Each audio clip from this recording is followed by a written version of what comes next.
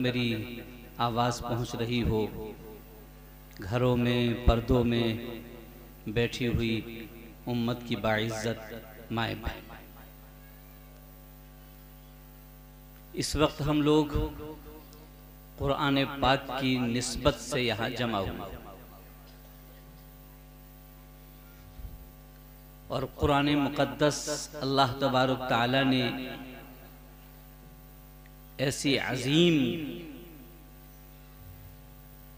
کتاب بنائی ہے کہ اس کے ساتھ کتنا بھی کمزور سہی جو جڑ گیا وہ طاقتور ہو۔ مثال کے طور پر کاغذ،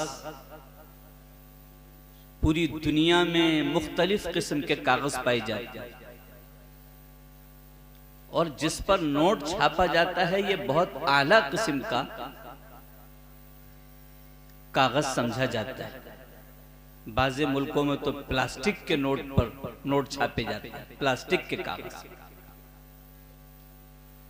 ساری دنیا کے کاغذوں میں سب سے اعلیٰ قسم کا کاغذ لا کر کے سامنے رکھ دیا جائے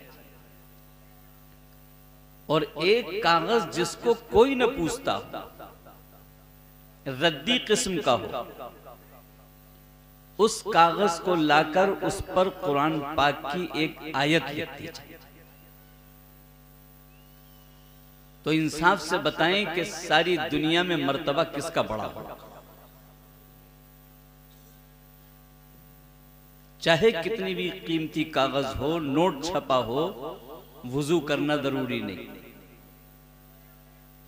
اس کو لینے کے لیے، اس کو پکڑنے کے لیے، لیکن اگر اس پر قرآن پاک کی آیت ایک ردی قسم کے کاغذ پر لکھ دی گئی ہے تو اب اس کا یہ مقام ہو جائے گا کہ بغیر وضو اس پر ہاتھ نہیں لگا سکتے، پہلے وضو کر کے لا یمسہ الا المطہرون، صرف پاک لوگ ہوں کے ہاتھ میں ہی اللہ نے قرآن کو دیا ہے، اوپر سے لے کے نیچے، اور ہمیشہ یہ پاک لوگوں کے ہاتھ میں ہی رہے۔ پاکی حاصل کرو، وضو کرو، اس کے بعد ہاتھ لگاؤ۔ یہ عظمت والا قرآن کسی ذلت والی صورت میں بھی پڑھنا جائز نہیں۔ مثال کے طور پر رکوع اللہ کے سامنے اپنے آپ کو ذلیل کرنے کے لیے جھکایا جائے، فرمایا رکوع کی حالت میں قرآن پاک پڑھنا جائز نہیں۔ عظمت والی کتاب ذلت والی حالت میں ہرگز نہیں پڑھ سکتے۔ کوئی شخص سجدے میں پڑا ہوا ہے اور وہ چاہتا ہے کہ میں قرآن پاک کی تلاوت کر لوں، چند آیتیں پڑھ لوں، جائز نہیں۔ کہ سجدہ کیا جاتا ہے، اپنی ناک پیشانی زمین پر رکھی جاتی ہے پروردگار عالم کے سامنے اپنے آپ کو ذلیل کرنے۔ ہم کچھ نہیں ہیں، ہم اپنا سر آپ کے سامنے رکھتے ہیں۔ اب اس ذلت والی حالت میں عظمت والی کتاب کو پڑھنے کی اجازت ہے۔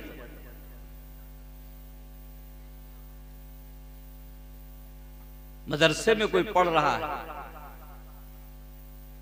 کوئی مرغا بنا دیا گیا، یہ حافظ ایسے نہیں ہو جاتے، پتہ نہیں کیا کیا پاپڑ بیلنے پڑتے ہیں، یہ پگڑیاں ایسے نہیں بن رہی ہیں۔ جب سارے لوگ گہری نیند سو رہے ہوتے ہیں اس وقت یہ بچے جاگ رہے ہوتے ہیں، جب لوگ اپنے ماں باپ کے ہاتھ سے ملائی کھا رہے ہوتے ہیں اس وقت یہ تھپڑ کھا رہے ہوتے ہیں۔ آسان نہیں۔ بعض وقت بعض جگہ دیکھا ہے کہ مرغا بنا دیا جاتا ہے۔ اب بچہ یہ چاہے کہ مرغے سے میں اٹھ جاؤں، لاؤ جلدی جلدی یاد کر لوں قرآن کو، تو مرغا بننے کی حالت میں قرآن پڑھنا جائز نہیں، جائز نہیں۔ یہ تو ذلت والی حالت ہے۔ عظمت والی کتاب ذلت کی حالت میں جائز نہیں۔ یہ قرآن تو عزت بڑھانے کے لیے آیا ہے، ایک ردی قسم کے کاغذ پر قرآن کی آیت لکھی جا رہی ہے تو بغیر وضو کے ہاتھ لگانے کی اجازت۔ یہ قرآن تو اوپر لے کے جا رہا ہے۔ اللہ نے یہ وہ عظیم کتاب بنائی، ساری دنیا مل کر اس کی عظمت کو مٹانا چاہتی ہے۔ سن 61 میں انگریزوں نے جب یہاں قابض تھے 3 لاکھ قرآن پاک جلا دیے تھے، 3 لاکھ۔ وہ یہ سمجھ رہے تھے کہ سب مٹ جائے، ختم ہو جائے، لیکن اللہ نے اس کی حفاظت کا انتظام کیا کہ جو طاقتور فرشتہ تھا، آسمانوں پر جس کی طاقت کے چرچے تھے، جس کے ایک پر کے کونے پر پوری دنیا اٹھ سکتی ہے، ایک پر کے کونے پر پوری دنیا اٹھا لی، ایسا طاقتور فرشتہ، اللہ نے اس سے کہا کہ تم یہ قرآن لے کر کے زمین پر جاؤ تاکہ دنیا کی طاقت چاہے کتنی بڑی ہو تم سے ٹکر لے لے، قرآن جو کا تو پہنچ جائے۔ یہ قرآن پاک اللہ تبارک تعالیٰ نے حضرت موسیٰ، حضرت ہارون، حضرت ابراہیم، اسماعیل، ان انبیاء کرام کو نہیں دی، تمام نبیوں میں، تمام انسانوں میں سب سے طاقتور ہستی امام الانبیاء جناب محمد رسول اللہ صلی اللہ علیہ وسلم، اللہ نے آپ کو چنا کہ آپ کے سینے پر یہ قرآن ہے، عظمت والا نبی اور عظمت والا فرشتہ۔ اب اس قرآن پاک کو پیارے حبیب سے آگے منتقل کرنا ہے تو صحابہ کرام کی جماعت لا کے کھڑی کی، لا یأتیہ الباطل من بین یدیہ ولا من خلفہ، نہ دائیں سے کوئی آ سکتا ہے نہ بائیں سے کوئی آ سکتا ہے، باطل ختم۔ اس قرآن پاک کی حفاظت کرنے والے دائیں بائیں اللہ نے صحابہ کرام کی جماعت کو کھڑا کیا۔ پھر اس سینے سے یہ منتقل ہوتا ہوا آپ کے علی پور تک آ گیا۔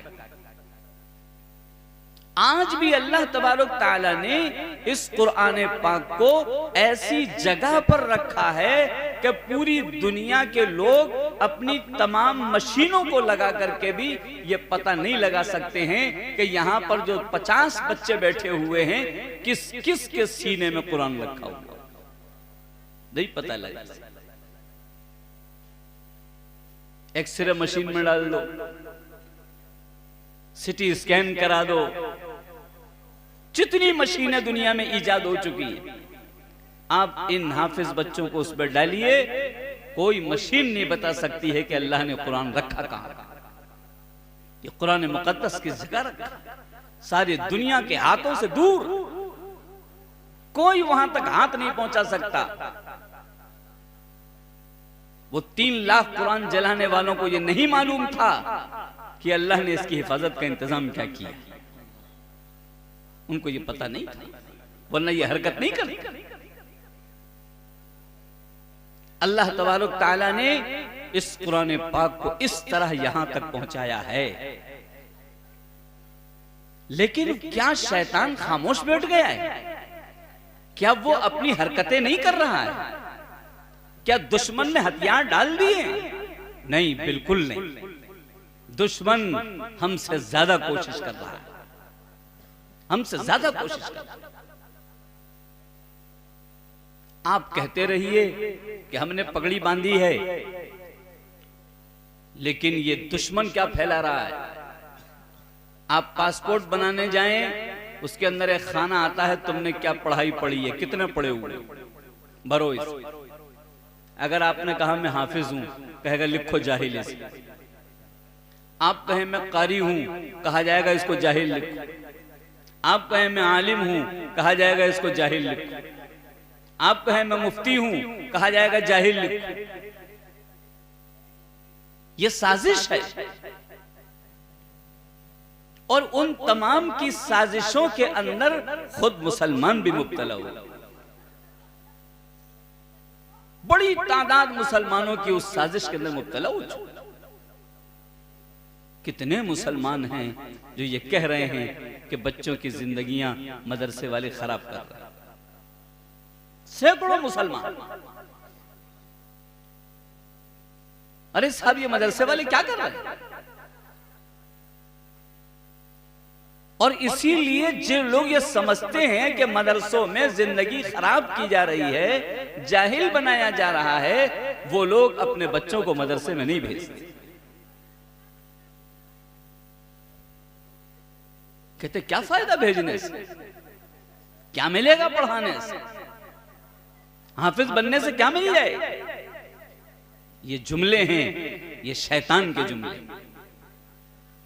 یہ دشمنان اسلام کے جملے، یہ ان کے منصوبے ہیں جس میں ایمان والا بھی مبتلا ہو چکا۔ اسی لیے آج اگر سروے کیا جائے تو آدھے سے زیادہ مسلمان قرآن پڑھے ہوئے نہیں ملیں گے، آدھے سے زیادہ۔ کیوں نہیں پڑھ رہے ہیں وہ لوگ؟ قرآن کیوں نہیں اٹھا رہے ہیں ہاتھ میں؟ وجہ یہی ہے کہ ان کو یہ بتایا گیا ہے کہ اس میں کچھ نہیں ملنے والے، اس میں کچھ رکھا ہوا نہیں، اس کو پڑھنے سے جاہل، اور انہیں فکر بھی نہیں ہوتی کہ ہم قرآن پڑھنے والے بن جائیں، ہم اللہ کے حبیب کے قریب آ جائیں، ہم اللہ کے لاڈلے بن جائیں، یہ فکر۔ اور یہ سازش یہاں تک چلی، آج نیٹ کا زمانہ ہے، نیٹ والے بیٹھ کے بتا رہے ہیں کہ سورہ فاتحہ قرآن پاک میں ہے ہی نہیں،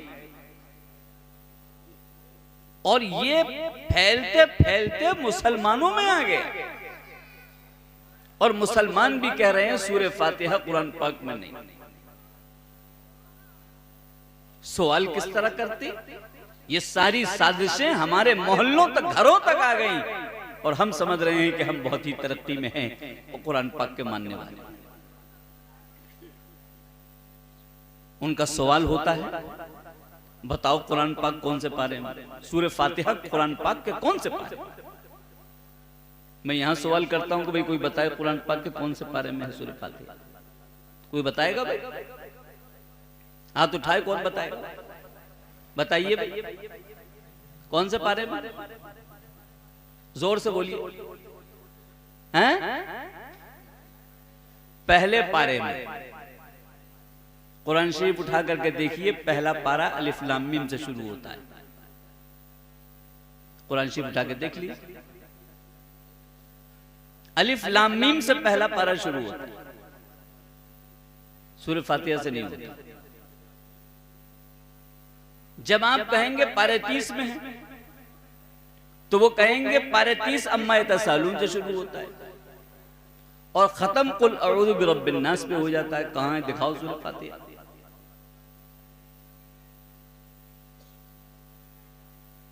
یہ سوال دشمنان اسلام کی طرف سے آ رہا ہے کہ قرآن پاک کی ایک آیت کا کوئی انکار کر دے ایمان چلا جائے، ایک آیت کا انکار کر دے۔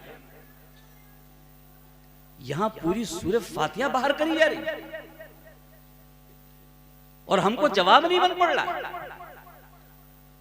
کیوں؟ اس لیے کہ قرآن پاک پڑھنا ہم نے چھوڑ دیا، اس کو دیکھنا چھوڑ دیا، اس کو سیکھنا چھوڑ دیا، اس کی تلاوت چھوڑ دی۔ مائیں پہلے قرآن پاک سنا سنا کر کے بچوں کو سلایا کرتی تھی، اس کو خود قرآن یاد نہیں، وہ پڑھ کے کیا سلائے۔ اب تو اکڑ بکڑ بمبے سو یہ سب سنا کر کے سنایا جا رہا ہے، یہ یاد کرایا جا رہا ہے بچے کے کان میں۔ سو جا بیٹا، سو جا بیٹا، بلی آ رہی، کتا آ رہا، ہوا آ رہا، یہ چل رہا ہے۔ اس بچے کو ڈرپوک بنایا جا رہا ہے، ہوا سے ڈرا رہے ہیں، بلی سے ڈرا رہے ہیں، کتے سے ڈرا رہے ہیں۔ اللہ سے ڈرانے والا کوئی نہیں مل رہا ہے، کیونکہ قرآن پڑھنا چھوڑ دیا۔ دشمن ہمارے گھروں تک آ گیا اور ہم سمجھ رہے ہیں کہ ہم بالکل ٹھیک ٹھاک چل رہے ہیں. وہ تو وہاں ہیں دشمن، شیطان. و شیطان تو ہمارے رگوں میں داخل ہے، وہ تو اندر گھس کے سارے کام کر رہا ہے. ان کو جواب دینا چاہیے. ایمان والے کو یہ معلوم ہونا چاہیے. اللہ نے جب قرآن پاک نازل کیا پیارے حبیب امام الانبیاء جناب محمد رسول اللہ صلی اللہ علیہ وسلم پر، تو اللہ کے حبیب صحابہ سے کہتے تھے اس کو فلانی صورت میں درج کر دو، اس آیت کو فلانی صورت میں لکھ دو، اس آیت کو فلانی صورت میں لکھ لو. یہ نہیں فرماتے تھے کہ اس آیت کو فلانے پارے میں لکھ لو. یہ نہیں فرمایا اس آیت کو فلانی صورت میں لکھ لو. معلوم یہ ہوا کہ قرآن پاک صورتوں میں نازل ہوا ہے، اور قرآن پاک کی 114 صورتیں ہیں، جس میں سے پہلی صورت سورۃ الفاتحہ ہے اور آخری صورت قل اعوذ برب الناس. کہاں سے باہر ہو جائے گی سورۃ فاتحہ قرآن شریف سے؟ یہ ساری سازشیں اس موبائل کے ذریعے سے ہم سب کے کلیجوں میں پہنچا کر نہ جانے کتنے مسلمان ہیں جو کہتے ہیں سورۃ فاتحہ قرآن میں نہیں، اور وہ اس سازش میں کامیاب ہیں. ہم قرآن پاک سے بہت دور چلے گئے. اس مدرسے میں کتنے بچے ہیں پڑھنے والے؟ ہماری بستی کے کتنے بچے مدرسوں میں آتے ہیں؟ ہم خود سروے کر لیں کہ ہم قرآن سے دور ہیں یا قریب ہیں. اپنے اپنے محلے کا سروے کر لیں کتنے دور ہم قرآن پاک سے ہوتے جا رہے ہیں. شہروں کا تو بہت برا حال ہے. اس وقت بچہ اسکول گیا ہے، اب لوٹ کے آیا ہے، ٹیوشن کا وقت ہو گیا ہے، اب اس کا کام کرنے کا وقت ہو گیا ہے، اب ہوم ورک کا وقت سبق شروع ہو گیا ہے. صاحب مولوی صاحب قرآن پڑھنے کے لیے ٹائم ہی نہیں مل رہا، ٹائم ہی نہیں مل رہا. یعنی سائٹ پہ رکھا ہوا ہے. قرآن جو دل میں ہونا چاہیے تھا اس کو سائٹ میں کرنا. عمر چاہے 50 سال ہو جائے چاہے 60 سال ہو جائے، اگر قرآن نہیں پڑھا ہے تو نہیں پڑھا ہے. شیطان آتا ہے، اجی تمہاری عمر کہاں ہے؟ یہ مدرسے میں چھوٹے چھوٹے بچے پڑھتے ہیں، تم 50 سال کے ہو گئے، اب تم کہاں سے پڑھو گے؟ رہنے دو، اماں ابا نے نہیں پڑھایا، کیا کرا، چھوڑو. ان کو یہ نہیں معلوم. جس نے قرآن پڑھا ہے اس کو معلوم ہے کہ پیارے حبیب امام الانبیاء صلی اللہ علیہ وسلم کو اللہ نے 40 سال کی عمر میں قرآن پڑھانا شروع کیا ہے. 40 سال کی عمر میں. اور اللہ نے پیارے حبیب امام الانبیاء جناب محمد رسول اللہ صلی اللہ علیہ وسلم کو 63 سال کی عمر میں حافظ بنایا. 63 سال کی عمر میں آپ مکمل حافظ بنے ہیں 63 سال کی عمر میں. اب جس کا قرآن سے واسطہ نہیں ہے وہ کہتا ہے میری عمر نکل گئی، میں تو 50 سال کا ہو گیا، میں تو 40 سال کا ہو گیا، اب میں قرآن کہاں پڑھ سکتا ہوں. گویا وہ یہ کہتا ہے کہ اللہ کے حبیب نے قرآن پڑھا ہی نہیں.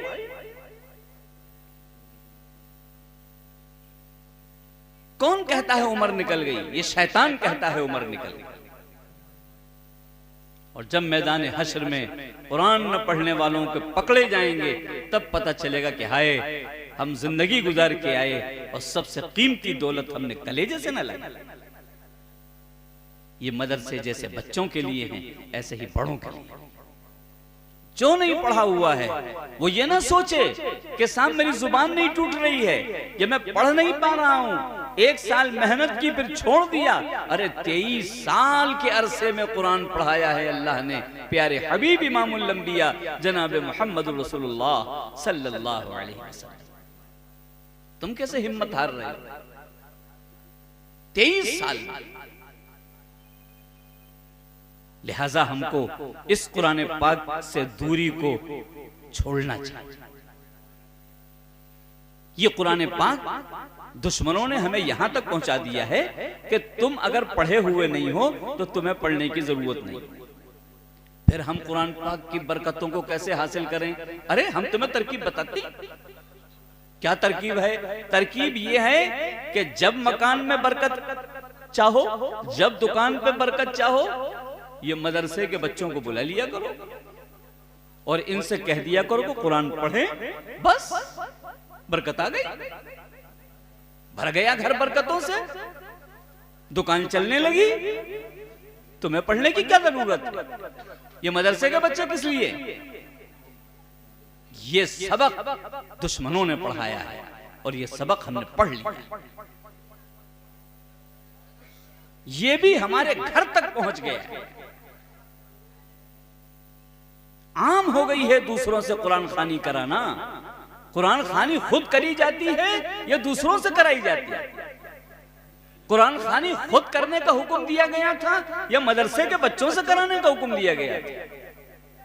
قرآن ہر ایک سے کہتا ہے اقرا اقرا فقرؤوا ما تیسر من القرآن. پڑھو پڑھو پڑھو قرآن. اور وہ کہتے ہیں ہمیں پڑھنے کی کیا ضرورت؟ مدرسے کے بچے کس لیے؟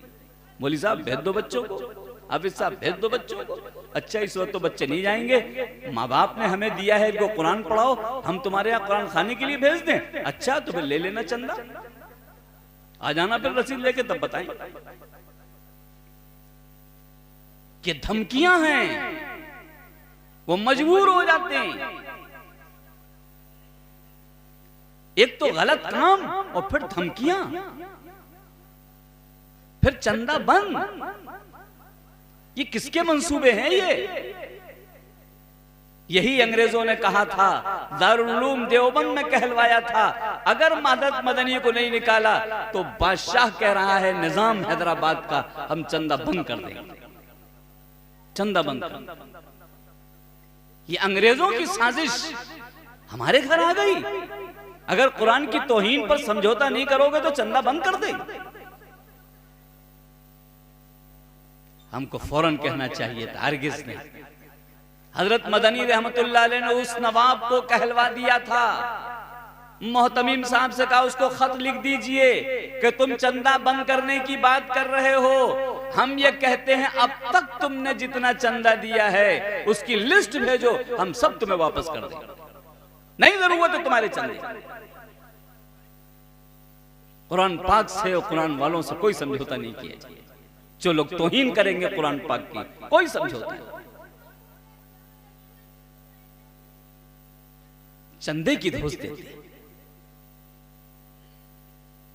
پورا شہر چندہ بند کر دے، قرآن بند نہیں ہوگا، مدرسے بند نہیں ہوں گے، تعلیم بند نہیں ہوگی، قیامت تک جاری رہے. اور ابھی کون سا دے رہے ہیں؟ ابھی ہم نے بند کر رکھا ہے چندہ. حافظ صاحب کو بلا لاؤ 7,000 روپے دیں گے، حافظ صاحب کو بلا لاؤ 6,000 روپے دیں گے. کیا دے رہے ہو یہ؟ پھر انہی حافظ صاحب سے کہتے ہیں مولوی صاحب دعا کر دو ہمارے بچے کی اچھی نوکری لگ جائے اور اچھا پیسہ ملنے لگے. اگر یہ حافظ صاحب کہہ دیں کہ اللہ جتنی آمدنی ہماری ہے اتنی ہی اس کی بیٹے کی بھی کر دے، کہاں جاؤ گے؟ برکت کی دعائیں کرا رہے ہو، ان کا کیا ہوگا؟ ان کو 7,000 اور اپنے بیٹے کے لیے 70,000. یہ قرآن سے دشمنی نہیں ہے تو پھر کیا ہے؟ خود سوچ لو، گریبان میں منہ ڈال دو. قرآن پاک سے دشمنی جو شیطان چاہتا ہے، جو انگریز چاہتا ہے، جو دشمنان اسلام چاہتے ہیں، اتنی دشمنی ہم کر رہے ہیں. صاف سی بات ہے، ہم کر رہے ہیں. خود میں اپنے کو کہہ کس جگہ پر ہم قرآن پاک کے ساتھ کوئی معاملہ کر رہے ہیں؟ قرآن پاک گھروں سے نکل چکا ہے. اتنا ماہر ہے شیطان، قرآن حافظ ہو جاتا ہے، قرآن یاد ہو جاتا ہے، اس کے بعد بھی وہ دن میں 2 پارے بھی تلاوت نہیں کر پاتا. حافظ ہونے کے بعد بھی میرے پاس آتے رہتے ہیں لوگ کہ مولوی صاحب ہم 2 پارے بھی نہیں پڑھ پا رہے. یہ قرآن پاک سے دوری بڑھتی چلی جائے. یہ جلسے اگر ان سے ہم قرآن پاک سے محبت نہیں سیکھی ہم نے تو یہ جلسے کیسے کامیاب ہیں؟ محبت سیکھنا ضروری ہے۔ اللہ تبارک تعالیٰ نے قرآن پاک میں جو باتیں بتائی ہیں وہ باتیں کون پوچھے کون سیکھے؟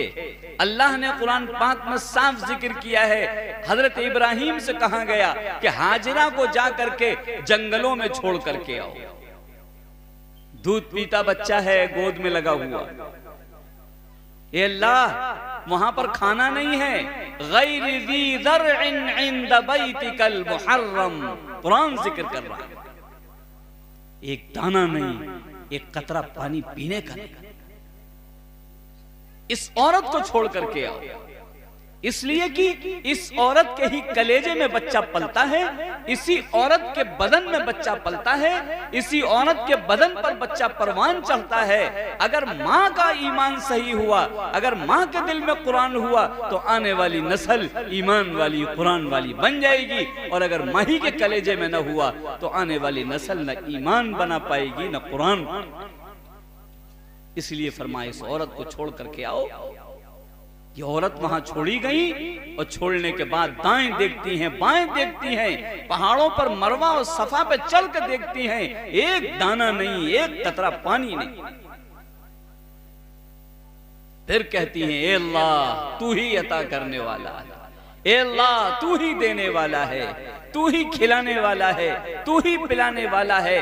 یہ ایمان اسماعیل کے دل میں پیوست کرنا تھا، کیونکہ ان کی نسل میں پیارے حبیب کو آنا تھا، اور انہی کی نسل میں قرآن پاک کو آنا تھا۔ یہ یقین پیوست کیا گیا۔ جب ہاجرہ کا یہ ایمان مضبوط ہو گیا کہ صفا و مروہ کے چٹیل میدانوں میں رزق اللہ دیتا ہے، تب یہ کہتی ہے اپنے بچے سے اگر پانی آتا اللہ نے دیا، کھانا آیا تو اللہ نے دیا، کپڑا آیا تو اللہ نے دیا۔ آج کل کی عورتیں کیا کہتی ہیں؟ بیٹا کون لایا یہ 2 سال کے بچے سے؟ اماں لائی، چپٹا لیتی، اوہو میرا بیٹا خوب مجھے پہچانتا ہے۔ ابا نے پوچھا جوتے کون لایا؟ ابا لائے، ابا نے چپٹا لیا، اوہو بچہ ہمیں خوب پہچانتا ہے۔ اللہ نے تمہیں اپنا تعارف کرانے کے لیے بھیجا تھا یا اللہ کا تعارف کرانے کے لیے بھیجا تھا؟ ماں باپ کو کہنا چاہیے تھا نہیں بیٹا اماں نہیں لائی، یہ اللہ نے تجھے دیا ہے۔ ابا کو کہنا چاہیے تھا نہیں بیٹا میرے ہاتھ میں کچھ نہیں ہے، اگر اللہ نے دیتا تو میں تیری لیے کہاں سے لاتا۔ یہ قرآن کا سبق تھا، پہلا سبق تھا۔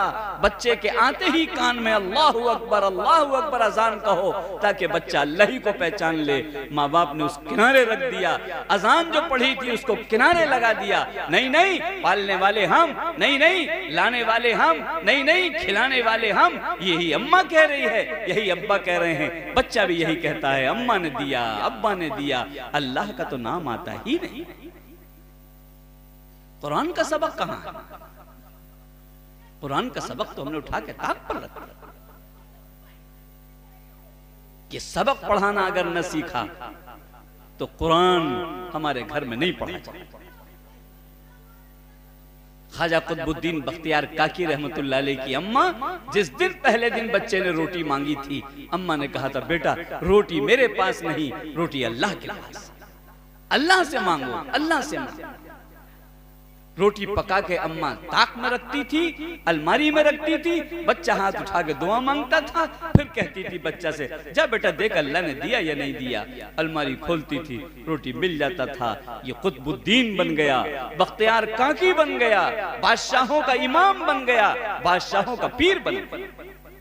بابا فرید الدین گنج شکر رحمت اللہ علیہ، بچے شروع سے میٹھے کے شوقین ہوتے ہیں، اماں میٹھا چاہیے، بیٹا میرے پاس کہاں ہے، اللہ سے مانگو، اللہ دینے والا ہے۔ یہ ننھا منھا بچہ یہ اللہ سے کہتا ہے اللہ دے دے۔ بچہ بچپن میں ہی اللہ کا ولی بن گیا، مدرسے میں پڑھنے گیا، بچوں سے کہتا تھا میٹھا کھاؤ گے کہ ہاں آؤ چلو اللہ سے مانگیں گے، اور بیٹھ کے نماز پڑھتا اور کہتا اللہ دے۔ مصلے کے نیچے میٹھا رکھا ہوا ملتا تھا بچپن سے۔ اماں نے وہ ایمان بنایا کہ بچہ بچپن سے ہی اللہ کا ولی بنے۔ یہ ایمان بنانے کے لیے اللہ نے ہمیں قرآن دیا ہے۔ یہ ایمان بنانے کے لیے اللہ نے پیارے حبیب کا دامن دیا ہے، یہ ایمان بنانے کے لیے اللہ نے ایمان کے اندر ہم کو پیدا کیا ہے، اور اگر ہم نے یہ سبق آگے منتقل نہیں کیا تو نسلوں سے ایمان چلا جائے، قرآن چلا جائے۔ کسی کی باپ جائیداد نہیں ہے، یہ اللہ کا عطیہ، اللہ کا عطیہ۔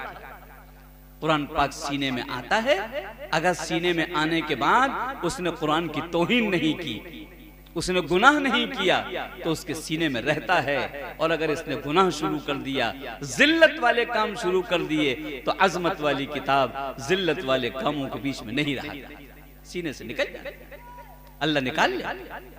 اس لیے میرے پیارو، ان چیزوں کو یاد رکھنا ہے اور اس چیز پر عمل کرنا ہے، تب تو ہم کامیاب ہوں گے، اور ورنہ نہیں۔ آج سے انشاءاللہ ہم آنے والی نسلوں کو ہر چیز میں آنے پر اللہ کو یاد دلائیں گے انشاءاللہ۔ ہاں، ساری مائیں، سارے باپ، ہر بات میں اللہ کا تذکرہ ہونا چاہیے، تاکہ بچہ قرآن کو سمجھ جائے، قرآن پڑھنے والا بن جائے۔ قرآن کے اندر ہے ہاتھ پھیلانا منع، سوال کرنا منع، کسی کے سامنے ہاتھ پھیلانا تمہارے لیے ذلت والا کام ہے۔ پیارے حبیب نے السوال ذل کہہ کے ترجمہ کیا، جو کسی مخلوق سے سوال کرے گا۔ ابراہیم کا واقعہ ذکر کیا، اسماعیل کا ذکر کیا، سلیمان کا ذکر کیا، زکریا کا ذکر کیا، یحییٰ کا ذکر کیا۔ ابراہیم علیہ السلام کے پاس فرشتے آ رہے ہیں، اگر آپ کہیں تو آگ فوراً بجھا دی جائے، ہٹ جاؤ، مجھے اللہ سے مانگنا ہے، تم سے نہیں۔ ہوا والے فرشتے آ رہے ہیں، اس کو اڑا دیں، ہٹ جاؤ، میں اللہ سے مانگتا ہوں، تم سے مدد نہیں چاہیے۔ یہ ہے قرآن، یہ ہے قرآن مقدس۔ آج ہم نے اس کو اٹھا کے رکھ دیا، قرآن کو ہر مسلمان بھیکاری بن، اللہ کو چھوڑ کر اس کو معلوم ہے کہ ہم کو ہمارا ڈبل بیڈ، ہمارے گھر کے فریج، ہمارے گھر کی الماری، ہمیں موٹر سائیکل اللہ نہیں دے گا، ہمارا سسر دے گا، اور اسی کے سامنے ہاتھ پھیلا رہا۔ گلی گلی گھوم لو، شہر شہر گھوم لو، اللہ سے مانگنا چھوڑ دیا ہے۔ جوان کا عقیدہ بن گیا ہے، ہمارا گھر بھرے گا تو سسر بھرے گا، اللہ کہاں دے گا؟ اللہ سے تو مانگنے کا سوال ہی پیدا نہیں۔ کتنے لوگ اللہ سے مانگ رہے ہیں، ارے ہمارا بیٹا جوان ہو گیا، اب کیا ہے، دیکھنا گھر بھر دے گا سسر اس کا۔ یہ دماغ میں کیڑا گھس گیا ہے، اور قرآن پاک سے ایمان ہٹ گیا، اللہ سے مانگنا ختم ہو چکا۔ روٹی مانگی جا رہی ہے، کھانا مانگا جا رہا ہے، لڑکی والوں سے کھانے مانگے جا رہے ہیں۔ وہ کون لوگ ہیں جو دوسروں کے دروازے کی دعوتیں قبول کرتے ہیں؟ اس نے بھیک مانگا ہے، ہمارے مہمانوں کو کھانا کھلا دینا، اور وہ کھانا تمہیں کھلانے کے لیے لے جا رہا ہے۔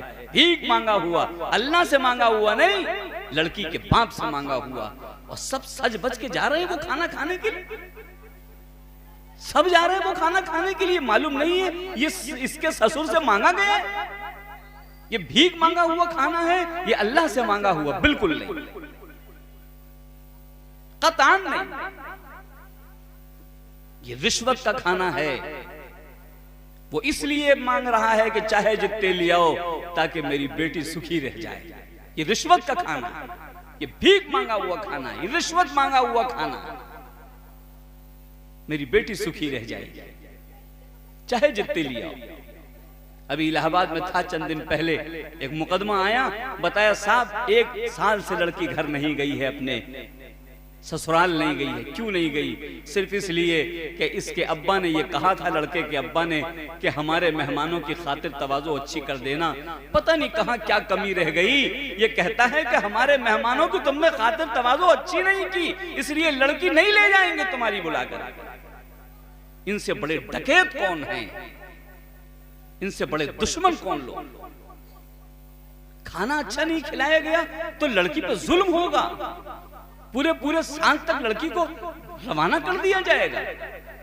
کاسگنج میں ایک کیس میرے پاس آیا، لڑکا کہتا ہے کہ ہماری اماں کے لیے جو زیور آیا ہے ہلکا دیا ہے، بھاری دیا جا سکتا تھا، کیوں نہیں بھاری دیا گیا؟ پوری رات اس لڑکے نے اپنی بیوی سے بات نہیں کی۔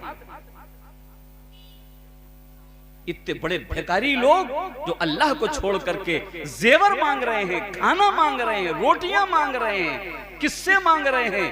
لڑکی والوں سے مانگ رہے ہیں۔ اس سے زیادہ قرآن کے باغی اور کون ہو سکتے ہیں؟ کون ہو سکتے ہیں؟ یہی میں کہہ رہا ہوں کہ دشمن ہمارے گھر میں داخل ہو چکا ہے، قرآن سے ہم کو الگ کر دیا ہے، اور ہمیں ابھی احساس نہیں کہ ہم کہاں پہنچے۔ اس لیے پیارو، قرآن کا سبق ہے، اللہ سے مانگو، کسی سے مت مانگو۔ وہ جوان جو اپنے لڑکی والوں سے، وہ لڑکے کا باپ جو لڑکی والوں سے مانگ رہا ہے، وہ یقیناً قرآن سے ہٹا ہوا ہے، اور اس کو قرآن پر یقین نہیں ہے، اللہ سے ملنے کا یقین نہیں۔ اس لیے میرے پیارو، اس جلسے کی قدر کرو۔ بہت پیسہ خرچ ہوتا ہے جلسے، اور اگر آئے اور چلے گئے اور کوئی قرآن کا سبق نہ لیا تو یہ سارے ایک ایک پیسہ ہم سے سوال کرے گا قیامت کے میدان میں۔ اس لیے کم سے کم یہ عہد کہ ہم مانگیں گے تو اللہ سے مانگیں گے، نہیں مخلوق سے مانگیں گے، اور اگر کوئی مانگ کے بھیکاری کا کھانا ہمیں کھلائے گا تو نہیں کھائیں گے، ہم اللہ سے مانگا ہوا کھائیں گے۔ اگر آپ نے یہ عہد کر لیا تو نہ جانے کتنے گھر آباد ہو جائیں گے، نہ جانے کتنوں کے ہاتھ پیلے ہو جائیں گے۔ یہ 1-1 لاکھ کا، 1.5 لاکھ کا، 2-2 لاکھ کا کھانا، اور یہ بھیک مانگا ہوا کھانا، یہ ہماری زندگیوں کو تباہ کر۔ کتنے لوگ ہیں جو انشاءاللہ اب لڑکی والوں سے مانگا ہوا کھانا باراتی بن کر کے نہیں کھائیں گے؟ ہاتھ اٹھا کے بتائیں گے؟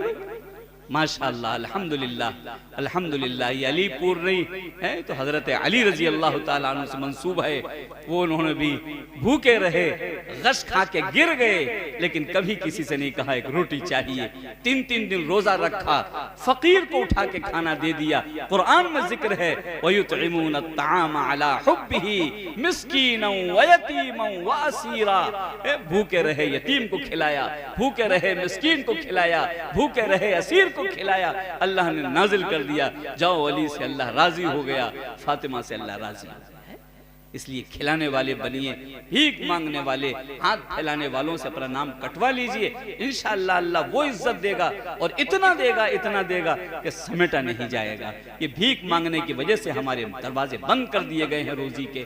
اللہ ہم سب کو قرآن پاک پر یقین رکھ کر کے اس کی تعلیم حاصل کرنے کی، خود بھی اور آنے والی نسلوں کو حاصل کرانے کی توفیق نصیب فرمائے۔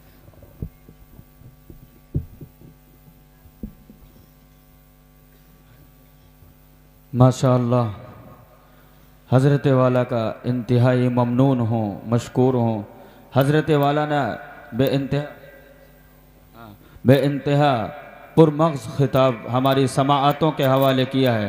جو حضرات اٹھنے کی فضا بنا رہے ہیں وہ ابھی نہ اٹھیں، کیونکہ حضرت مولانا انیس احمد آزاد قاسمی بلگرامی دہلی سے تشریف لائے ہیں۔ ان کا خطاب ضرور سنیں، بہت ہی قیمتی خطاب ہے۔ اگر آپ چلے گئے تو پھر کیا ہے، آپ مکمل طریقے سے کامیاب ہو کر نہیں اٹھ سکتے ہیں، تو آپ جو ہے ان کا خطاب سن کر ہی جائیں۔ ضروریات کے لیے جا رہے ہوں، پھر اپنی ضروریت کو پورا کر کے آئے۔ آئیے اب بغیر کسی تمعید و تاخیر کے ایک بار پھر میں حضرت مولانا مفتی طارق جمیل صاحب سے میں گزارش کرتا ہوں حضرت والا تشریف لائیں اور اپنے اشعار سے ہم سامعین کو محسوس فرمائیں۔ پھر پیش نظر گنبد خضرا ہے، حرم ہے، پھر نام خدا روضہ جنت میں قدم ہے، پھر بارگاہ سید کونین میں پہنچا، یہ ان کا کرم، ان کا کرم، ان کا کرم ہے، دل نعت نبی کہنے کو ہے، بے چین عالم ہے تحیر کا، زباں ہے نہ قلم ہے۔ مفتی طارق جمیل صاحب۔ درود شریف پڑھیں، اللہم صلی علی محمد النبی النبی وعلی آلہ وسلم تسلیما۔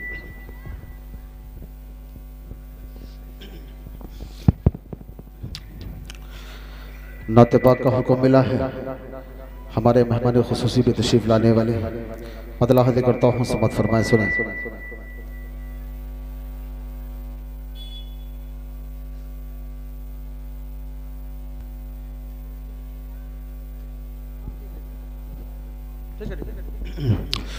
نعت پاک کا خوبصورت سا مطلع آپ کی عدالت کرتا ہوں، سنیے گا توجہ رکھیں۔